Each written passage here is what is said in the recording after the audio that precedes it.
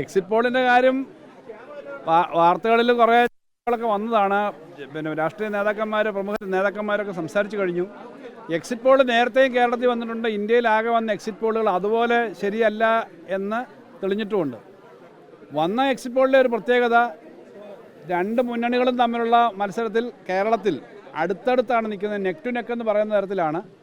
ഇപ്പോൾ exit poll എന്ന് പറയുന്നത് എല്ലാ ജനങ്ങളെയും കാണുന്നില്ല, വളരെ കുറച്ച് സാമ്പിൾ എടുത്തിട്ടാണ് ചെയ്യുന്നത്. ഞങ്ങളുടെ വിശ്വാസം ഇടതുപക്ഷ ജനാധിപത്യ മുന്നണിക്ക് അനുകൂലമായിട്ടുള്ള റിസൾട്ട് ഉണ്ടാവുമെന്നാണ്.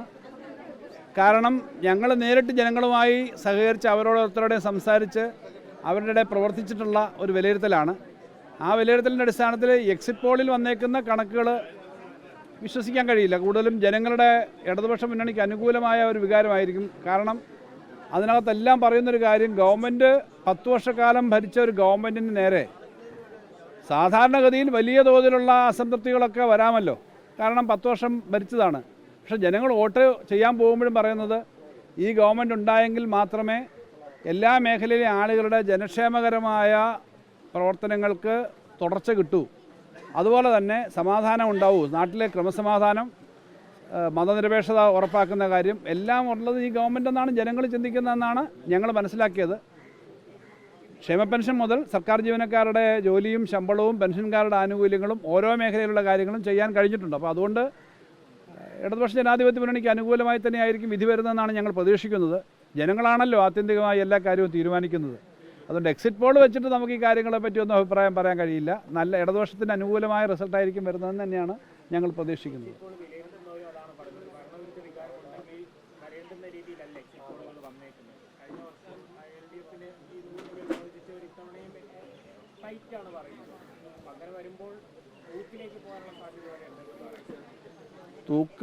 തൂക്ക് സഭ എന്നൊക്കെ പറയുന്നതൊക്കെ ഉള്ള സാധ്യതകൾ കാണുന്നില്ല. BJPക്ക് അങ്ങനെ അധികം കിട്ടുമെന്നുള്ളതും എക്സിറ്റ് പോളുകളിൽ കാണുന്നില്ല. എന്തായാലും അടുത്ത 2 ദിവസം ഇങ്ങനെ നമുക്ക് ഊഹങ്ങളൊക്കെ നടത്താം എന്നല്ലാതെ 4-ാം തീയതി കൃത്യമായിട്ട് കാര്യങ്ങൾ വരുമല്ലോ. കൊല്ലം ജില്ലയിലെ മുഴുവൻ പിന്നെ മണ്ഡലങ്ങളും എണ്ണുന്നത് കൊല്ലത്താണ്. ഇപ്രാവശ്യം അങ്ങനെ പ്രത്യേകതയുണ്ട്. കഴിഞ്ഞ പ്രാവശ്യങ്ങളിൽ പല താലൂക്കുകളിലായിരുന്നു. ഇപ്രാവശ്യം സെക്യൂരിറ്റി റീസൺസൊക്കെ പറഞ്ഞിട്ടാണ് അവരിവിടെ വെച്ചേക്കുന്നത്. എന്തായാലും നമുക്ക് 4-ാം തീയതി ഈ സമയമാകുമ്പോഴേക്കും കാര്യങ്ങൾ അറിയാൻ പറ്റുമെന്നാണ് വിചാരിക്കുന്നത്. അതുകൊണ്ട് വലിയ ആശങ്കയോടുകൂടിയല്ല ഞങ്ങൾ കാണുന്നത്. പിന്നെ ആ സമയത്ത് റിസൾട്ട് എണ്ണി വരുമ്പോൾ അറിയാമല്ലോ. ജനങ്ങളുടെ മധ്യത്തിൽ പരമാവധി പ്രവർത്തനം ജനങ്ങൾക്ക് വേണ്ടി, കേരളത്തിലെ ജനങ്ങൾക്ക് വേണ്ടിയിട്ട് ചെയ്യാൻ, മാതൃകാപരമായി പ്രവർത്തിക്കാൻ ഇടതുപക്ഷത്തിന് കഴിഞ്ഞു. ഞാനിവിടെ നേരത്തെ സംസാരിച്ച് പറഞ്ഞതുപോലെ കോൺഗ്രസ് ഭരിക്കുന്ന സംസ്ഥാനങ്ങളിൽ 2 വർഷമായിട്ട് പെൻഷൻ കൊടുക്കാതിരിക്കുകയും ശമ്പളം കൊടുക്കാതിരിക്കുകയും ഇപ്പോൾ 30% വെട്ടിക്കുറയ്ക്കുകയൊക്കെ ചെയ്തൊരു തീരുമാനം വന്നിരിക്കുന്നൊരു സാഹചര്യത്തിലും കേരളത്തെ അങ്ങേയറ്റം ശ്വാസം മുട്ടിക്കാൻ ശ്രമിച്ചിട്ടും ഒരു മേഖലയിലും അങ്ങനെ പിന്നോട്ട് പോകാതെ തന്നെ പ്രവർത്തിക്കാൻ കഴിഞ്ഞിട്ടുണ്ട്. എല്ലാ മേഖലയിലും സാമ്പത്തിക ആനുകൂല്യങ്ങളും ക്ഷേമവും മാത്രമല്ല, ക്രമസമാധാനവും തൊഴിലവസരങ്ങളും പൊതുവികസനവും ഒക്കെ നമുക്ക് ചെയ്യാൻ കഴിഞ്ഞിട്ടുണ്ട്. തൊഴിലാളികളുടെ കാര്യങ്ങളിലൊക്കെ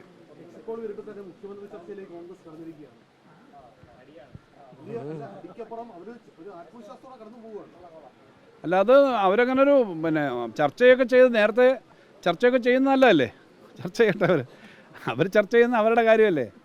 അവരുടെ കാര്യം വഴിനീള ബാനർ വെക്കുന്നു, ബാനർ മാറ്റുന്നു, പകരം ബാനർ വരുന്നു, ജീവചരിത്രം വരുന്നു, അതൊക്കെ കോൺഗ്രസിനകത്താണ്. നിങ്ങളെ സംബന്ധിച്ചോ ഞങ്ങളെ സംബന്ധിച്ച്, ഞാൻ പറഞ്ഞത് ഇടതുപക്ഷ മുന്നണിയെ സംബന്ധിച്ചോ പത്രപ്രവർത്തകരെ സംബന്ധിച്ചുള്ള വിഷയമല്ല. കോൺഗ്രസിനകത്തുള്ള കാര്യങ്ങൾ സെറ്റിൽ ചെയ്യാൻ വേണ്ടിയിട്ടാണ് ഘടകകക്ഷികളെ കൊണ്ട് അഭിപ്രായം പറയുന്നത്. അതൊക്കെ അവർ ചെയ്തോട്ടെ.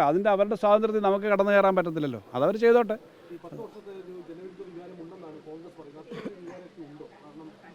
നിങ്ങളെല്ലാം ജനങ്ങളുടെ മധ്യത്തിൽ പ്രവർത്തിച്ചവരല്ലേ. അങ്ങനൊരു വികാരമൊന്നും എവിടെയും കാണാനില്ലായിരുന്നല്ലോ.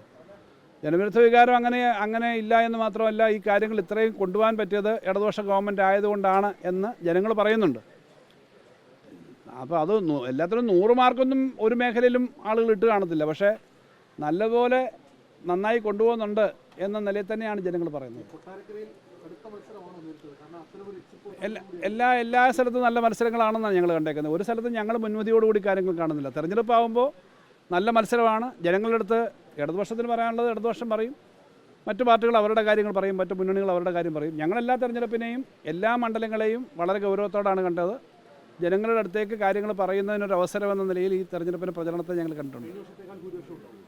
കേരളത്തിൽ എന്തായാലും കൊല്ലം ജില്ലയിലൊക്കെ മെച്ചപ്പെട്ട റിസൾട്ടാകുമെന്നാണ് ഞങ്ങളുടെ ഒരു വിലയിരുത്തൽ. അതിപ്പോൾ പറയാൻ പറ്റും, ബാക്കിയെല്ലാം ഇത് കഴിഞ്ഞു.